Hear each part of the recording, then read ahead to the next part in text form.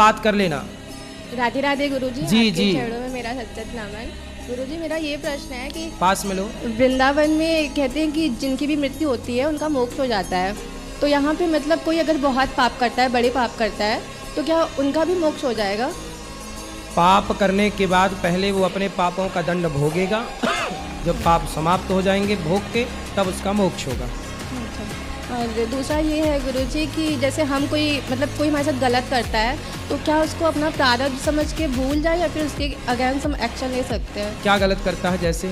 मतलब जैसे भी कोई हमें धोखा देता है या फिर कोई गलत करता है हमारे साथ, मतलब बेईमानी करता है किसी भी पैसे को लेकर या फिर रिलेशन कुछ भी है XYZ, तो उसके लिए क्या, या फिर कोई जैसे बड़ा केस है किसी के साथ हुआ है, उसके लिए वो एक्शन ले कि या फिर मेरा ये प्रारब्ध है ये समझ के उसे अवॉइड कर प्रारब्ध दें? नहीं है, ये मूर्खता है, अज्ञान। कोई लड़का छोड़िए आपके पास आके यूं ही आपको स्पर्श कर लेगा, आपकी भी तो सहमति रही होगी, तो आप दोनों की सहमति से ना सब काम होता है। इसलिए लड़की भी तो गलत है फिर।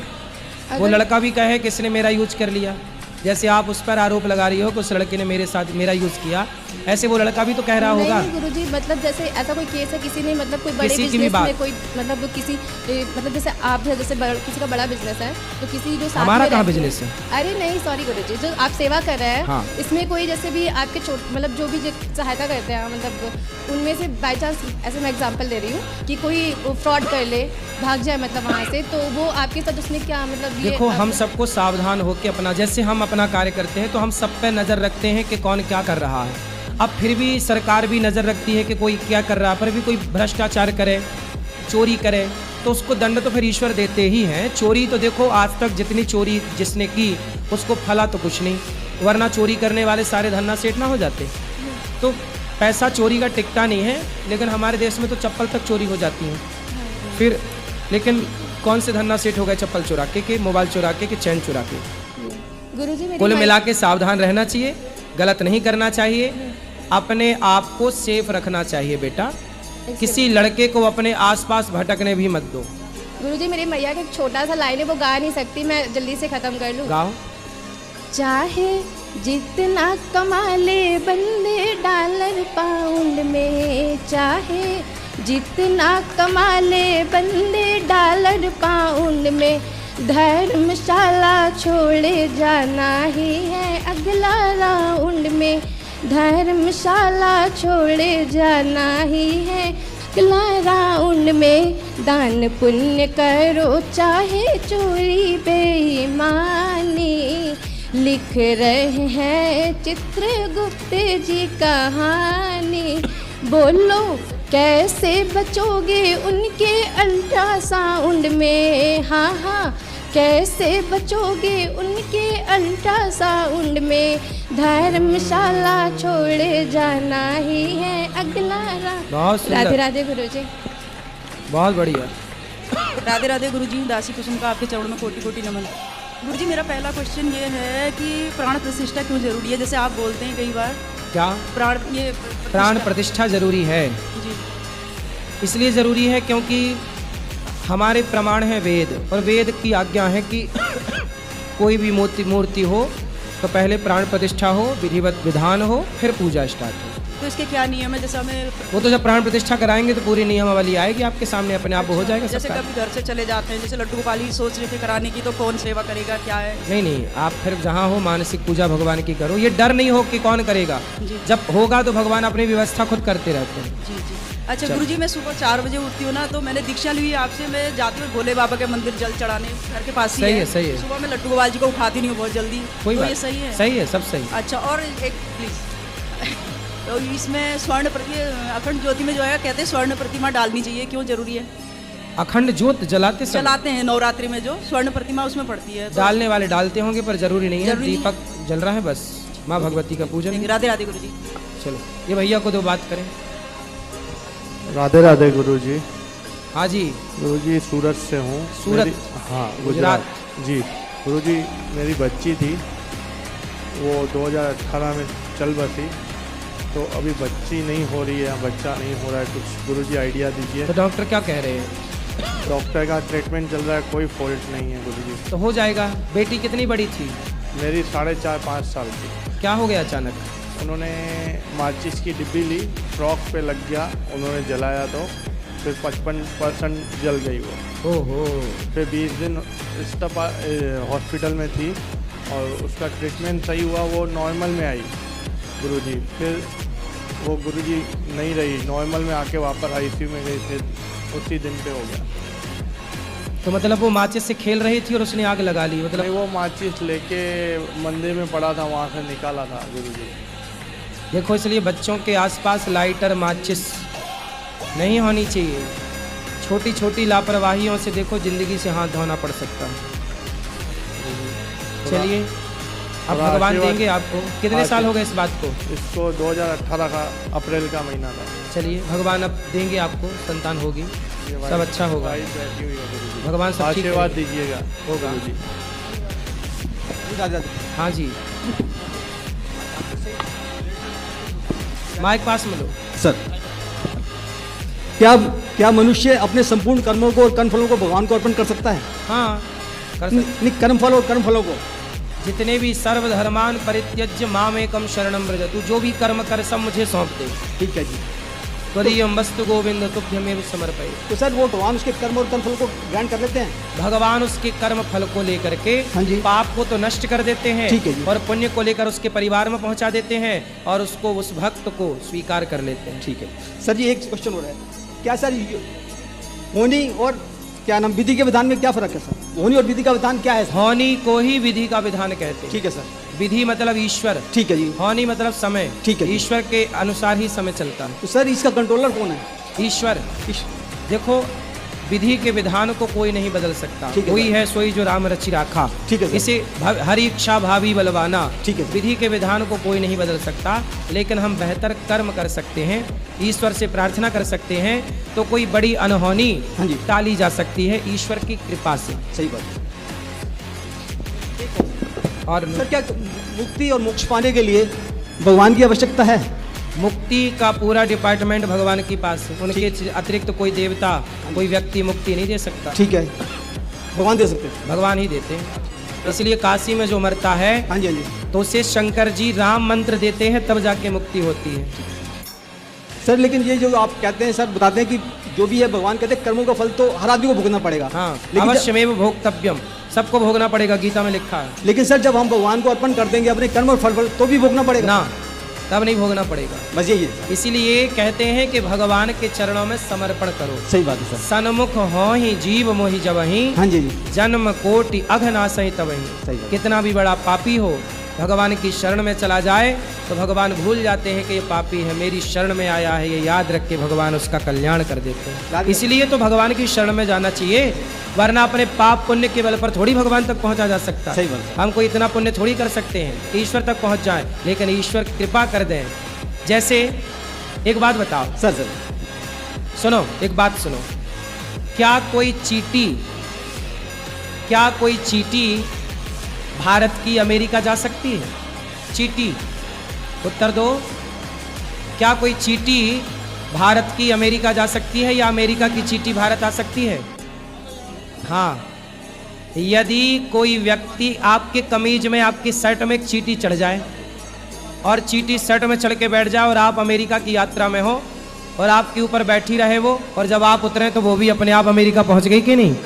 ऐसे ही हम वो चींटी हैं जो कहीं नहीं जा सकते, लेकिन भगवान कृपा करे तो जैसे आपके कारण चींटी अमेरिका चली गई, उसी तरह भगवान की कृपा के बल पर हम कहीं भी जा सकते हैं मोक्ष को। ये उस ईश्वर की कृपा है। सुंदर, बैठो, आएंगे। आशा रख पगड़ी। जय श्रीमन नारायण गुरुजी। बैठो, आएंगे सब, बैठो, सब रखो बस। गुरुजी, आपके चरणों में कोटि कोटि प्रणाम। मैं हाँ। जयपुर से आई हूँ, और गुरुजी 2021 में सपना आया था कि एक गुफा थी, वहाँ पर एकदम खाली था, और एक ऐसे ही जैसे आप बैठे हैं तो एक सोफ़ा लगा हुआ था और बहुत से लोग खड़े थे साथ में। मैं बाहर खड़ी थी तो ऐसे बोला, अगर आपको भगवान के दर्शन करने हैं तो आप अंदर जाइए। तो मैं अंदर गई तो देखा चेयर पे आप बैठे थे। तो तब से बस एक ये अनुभूति हुई कि ये भगवान का इशारा है कि आप एक भगवत तुल्य हैं, तो आपके मार्ग पे अगर चल देंगे तो हमारा भी कल्याण हो जाएगा। तो तब से गुरुजी, तब से आपको माना है सब कुछ, जैसे जैसे आप बताते हैं कथा में, प्रश्नोत्तरी में, तो सब कुछ सुनकर ही पूजा करना सीखा है। और अभी हम 84 कोस यात्रा के लिए आए हैं, तो एकदम 84 कोस यात्रा का तो बहुत ही अच्छा है, बहुत ही अच्छा कि हमारी एक तो रूम्स की अरेंजमेंट, और जैसे आप सुबह आए वहाँ पर आपने सबको गाड़ी में एक एक को चेक किया, सबकी व्यवस्था का, तो गुरुजी ये सब बहुत ही अच्छा है। तो और गुरुजी एक प्रश्न है, जैसे गणगौर की पूजा होती है जयपुर में, बहुत ही ज़्यादा मान्यता है, तो 16 दिन की पूजा के बाद 16वें दिन उनको कुएं में डाल दिया जाता है, तो इसमें हम उनको खड्डा खोद कर गाड़ सकते हैं या फिर उनको? वो एक ही बात है, कुएं पे डालना, नदी पे विसर्जित करना, गड्ढा को, ये विसर्जन है। वो विसर्जन किसी भी तरीके से हो सकता है, ज़रूरी नहीं है कि कुएं में, ज़रूरी नहीं है कि नदी में, गड्ढा खोद करके पानी डाल करके विसर्जित करके माटी ऊपर से डाली जा सकती है। हाँ। ये सब विसर्जन की विधि है। और गुरुजी एक क्वेश्चन और है, एक बार आपने कथा में बताया था झूठे बर्तनों का बहुत ज़्यादा महत्व बताया था, वो क्लिप कभी मिल नहीं पाई, तो एक बार आप थोड़ा सा। कौन से बर्तन? झूठे बर्तन अपन किसी से उठवाते हैं या किसी से धुलवाते हैं, तो। ऐसा है कि कोई ब्राह्मण, वो बात ब्राह्मण के लिए है कि जैसे कोई भी ब्राह्मण आपका जूठा गिलास, जूठा बर्तन, कई लोग क्या करते हैं आजकल नौकरों को रख लेते हैं, तो नौकर ब्राह्मण, अब ब्राह्मण भी गरीब होते हैं, तो कुछ लोगों ने ब्राह्मण को नौकरी पर रख लिया। ब्राह्मण को नौकरी पर तो रख लिया, पर ब्राह्मण से आप करा क्या रहे हो? अपनी थाली उठवा रहे हो, अपने बर्तन धुलवा रहे हो। अब जैसे आपको बर्तन धुलवाने वाले की ज़रूरत है, कोई नहीं मिला, वो पंडित जी मिल गए, तो पंडित जी को पैसे की ज़रूरत थी, आपको काम कराना ही था, तो आपने पंडित जी को अपने बर्तनों में लगा दिया। फिर व्यक्ति का पतन हो जाएगा। जो ब्राह्मण से कभी बर्तन नहीं धुलवाना। यदि ब्राह्मण को आपने काम पर रखा है तो ब्राह्मण को आप और काम दे दीजिए, कुछ और करिए, उससे आप भोजन बनवा लीजिए अपने घर का, यहाँ तक तो सही है, लेकिन आप उससे थाली बर्तन मत धुलवाइए, वरना धुलवाने वाले का पतन हो जाएगा निश्चित। गुरुजी 2 भजन, एक लाइन सुनानी होगी। जल्दी सुनाओ, फिर यहाँ बात करेंगे सबको।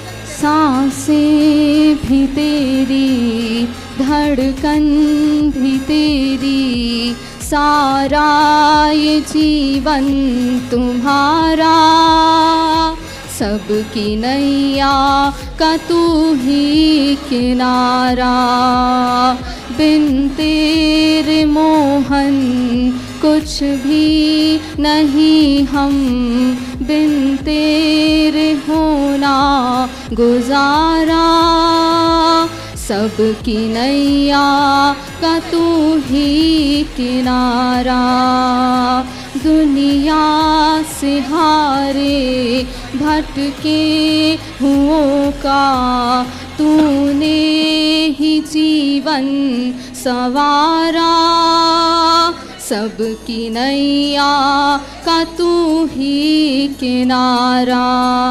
सुंदर, बहुत बढ़िया। चलो यहाँ ले आओ माइक, ये खड़े हो जाओ, खड़े जाओ, वहाँ ले जाओ पीछे, आप बैठ जाओ बेटा, वो बहन पीछे खड़ी है, उनको दे, सबसे आखिरी में, फिर अभी आगे आएगा, अभी आपको भी देगी। सब बैठ जाओ फास्ट।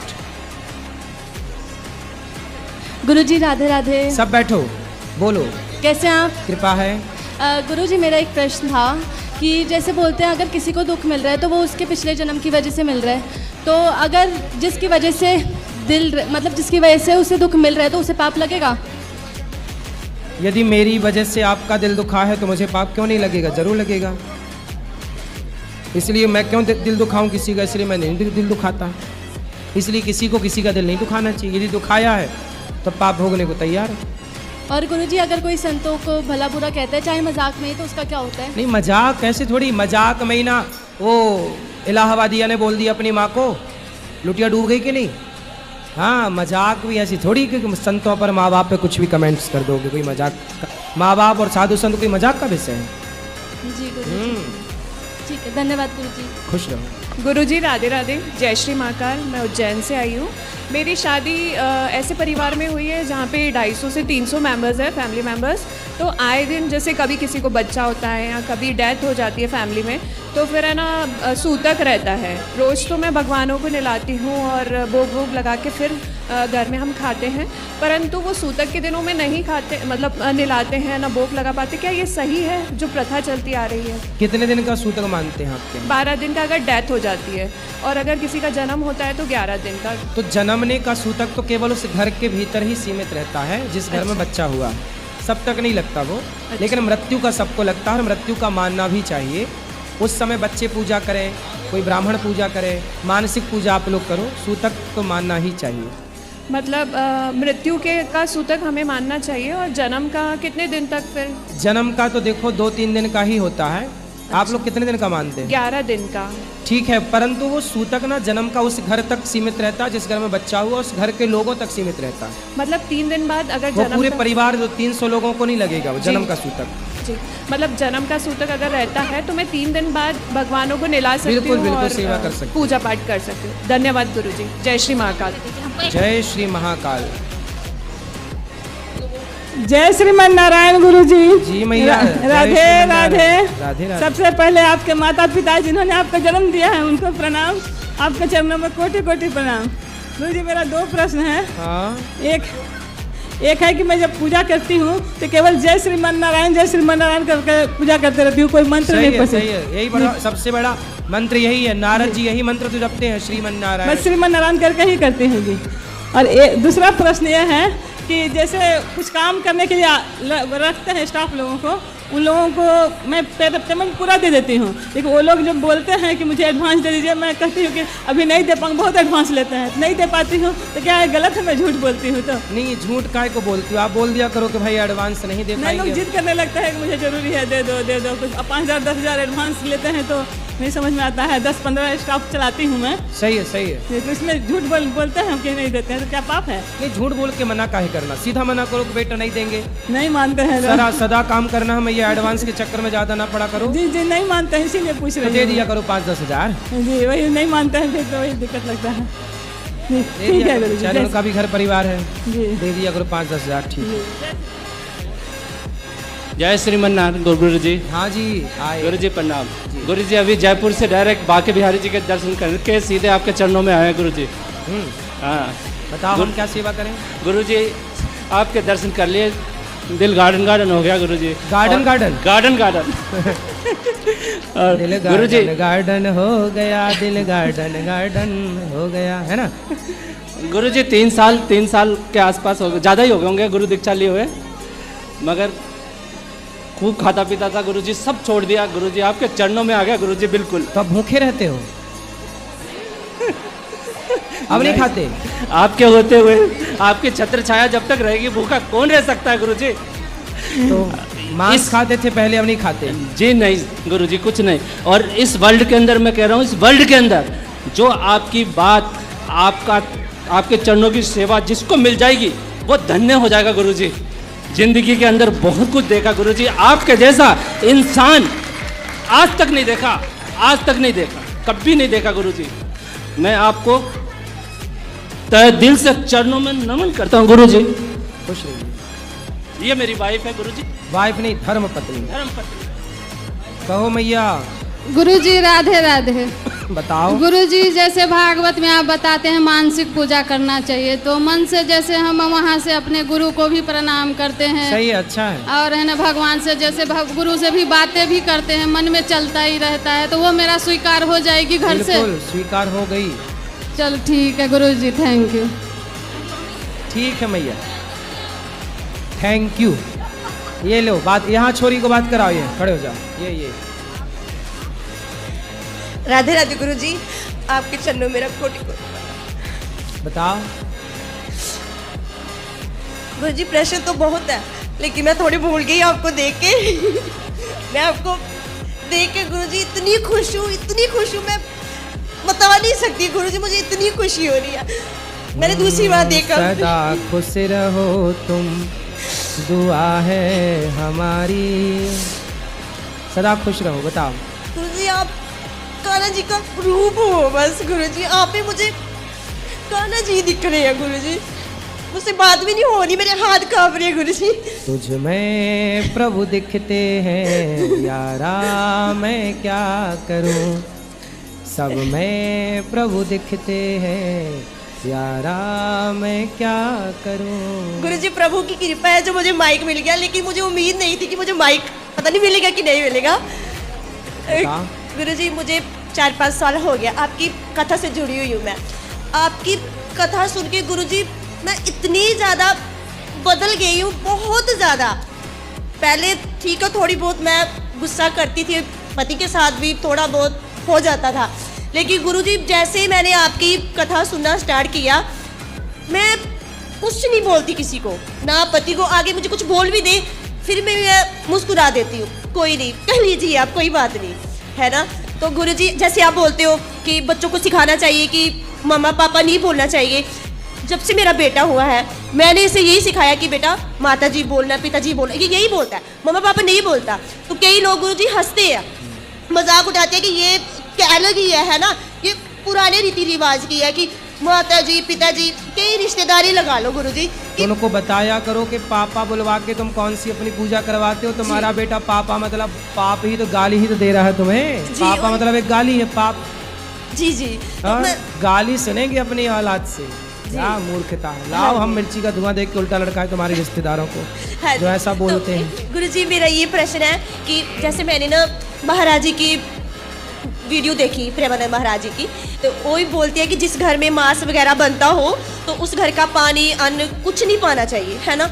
अब गुरुजी मैं बहुत दुविधा भी फंसी हुई हूँ, मैं यही प्रश्न पूछने आई हूँ, तो भगवान जी ने कृपा की, आप मिल भी गए मुझे। तो अब मुझे बताइए गुरुजी, मेरा जो मायका पक्ष है उधर लगभग सभी खाते हैं, बहनों को छोड़ के, मुझे छोड़ के। और ससुराल? मायके में, ससुराल में, ससुराल वाले अच्छे हैं, वो कुछ नहीं खाते, पति भी बहुत अच्छे हैं, अब हम अलग से रहते हैं, पति मेरे बहुत अच्छे हैं, वो मांस नहीं खाते, मांस नहीं खाते, सास ससुर भी नहीं खाते, सासू माँ तो है ही नहीं, ससुर जी हैं वो भी नहीं खाते, नहीं खाते। अच्छा है, फिर मायके वालों को समझाओ काहे। मायके वाले बहुत आपको सुनते भी बहुत है गुरुजी, मुझे बोलेंगे हाँ जी गुरु महाराज की कथा सुनिए, मैं बोलती हूँ माता जी आपने सुना गुरुजी, हाँ हाँ बेटा बहुत अच्छा कथा करते हैं, लेकिन मानते ही नहीं आपको गुरुजी, वो सुनते हैं लेकिन जैसे आप बोलते हो कि ये नहीं समझेंगे, अगर मैं समझाऊँ तो फिर भी नहीं, वो कि ठीक है। क्या खाते हैं ज्यादा? बस यही कहना चाहती हूँ, अब वो ना मांस खाते हैं गुरुजी, मुझे 2-3 साल हो गया, मैं अपने घर नहीं जाती इसी वजह से कि मैं उधर जाके खाना भी खाऊंगी, तो मुझे क्या करना चाहिए गुरुजी? उनको ले आना, अपनी माँ को ले आना मेरे पास, तो आपकी माँ को माँ खाती है मछली? खाते हैं गुरुजी, सब मुर्गा भी खाती है? खाते हैं। कुत्ता भी? कुत्ता नहीं खाते गुरुजी। सुअर?